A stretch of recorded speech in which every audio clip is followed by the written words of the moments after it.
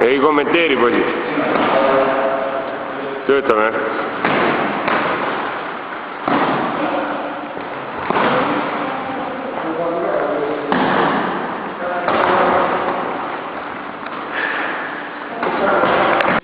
Ja teist boksjat peab kogu aeg nägema.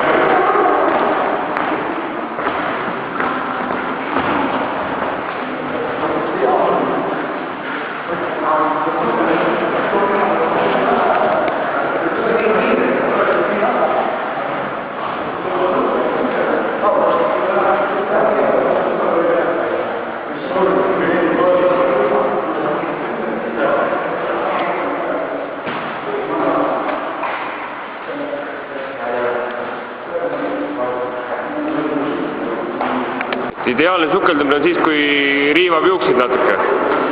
Et liiga sügavalt ärge sukelduge.